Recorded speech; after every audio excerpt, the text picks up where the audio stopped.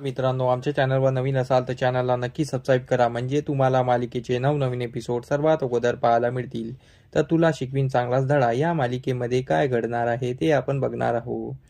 तर 7 तारखेच्या एपिसोडमध्ये असं दाखवण्यात येणार आहे की अक्षराचे आई बाबा आणि इरा ही पोलीस स्टेशनला कंप्लेंट देऊन घरी आलेले असतात. आणि घरी आल्यानंतर इरा खूप खुश होते, कारण की तिचा प्लॅन सक्सेस झालेला असतो. पण इकडे आईबाबांना खूप त्रास झालेला असतो आणि त्यांना खूप वाईट वाटत असतं की आपण अधिपतीच्या खिलाफ आणि भुवनेश्वरी मॅडमच्या खिलाफ कंप्लेंट तर दिली आहे, पण अक्षराला याची भनक सुद्धा नाही आहे. आणि आपण अक्षराला न सांगता हे सर्व केलेलं आहे. आणि अक्षराला जेव्हा कळेल तर ते आपल्याला काय बोलेल आणि आपल्याला काय सुनवेल याची त्यांना चिंता लागलेली असते.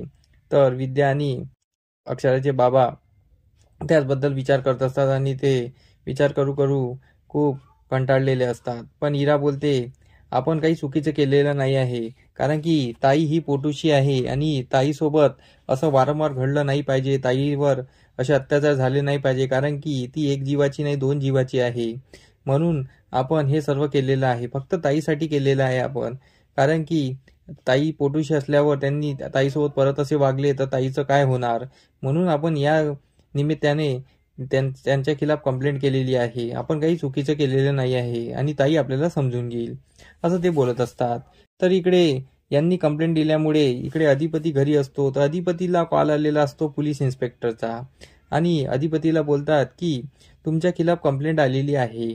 तर अधिपती बोलतो, कोणी केली कंप्लेंट? तर तर पोलीसवाले सांगतात की अक्षरा अमोलकर. तर हे जे नाव ऐकताच अधिपतीच्या पायाखालची जमीन सरकते.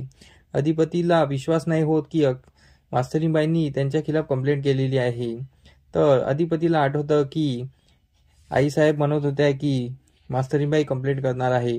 ते खरं घडलेलं असतं. अधिपतीला विश्वासच होत नाही की अक्षरा मॅडमने असं केलेलं आहे.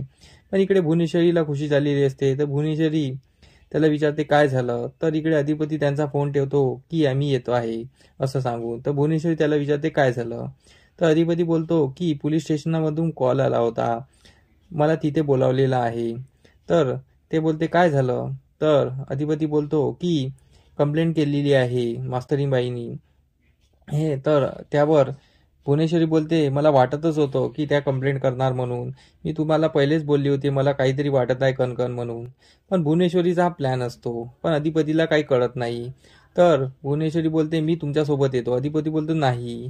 तर भुवनेश्वरी बोलते नाही, मी तुमच्यासोबत येणार. तर हे दोघंही जातात पोलीस स्टेशनला. पोलीस स्टेशनला गेल्यानंतर भुवनेश्वरी पोलीसवाल्यांना म्हणतात की अक्षरा मॅडमनी आमच्या खिलाफ कंप्लेंट केलेली आहे, पण त्याची तुम्ही खरी तपासणी केली का?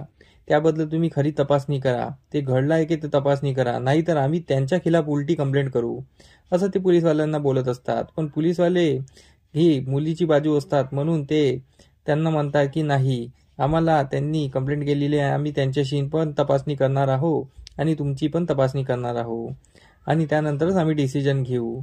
तर अधिपतीला इकडे विश्वास नसतो आणि हे इकडे इराने घडवून आणलेलं असतं. तर आता आपल्याला समोरील भागात हे पाहणं रंजक ठरणार आहे की अक्षराने तर कंप्लेंट दिलेली नाही आहे, पण ही भुवनेश्वरच्या सांगण्यावर इराने हे सर्व घडवून आणलेलं आहे. तर जेव्हा अक्षराला हे कळेल तेव्हा अक्षरा खरं सांगणार का अधिपतीला, की अधिपती परत गैरसमज करून बसणार आणि अक्षरा आणि अधिपतीच्या नात्यात परत दुरावा येणार आणि इकडे मदन अधिपती आणि अक्षराला एकत्र आणणार का, हे पाहणं रंजक ठरणार आहे. त्यासाठी आमचे एपिसोड बघत राहा. आम्ही तुम्हाला नवनवीन अपडेट देत राहू. आमचा एपिसोड कसा वाटला आम्हाला कमेंट करून नक्की सांगा. धन्यवाद.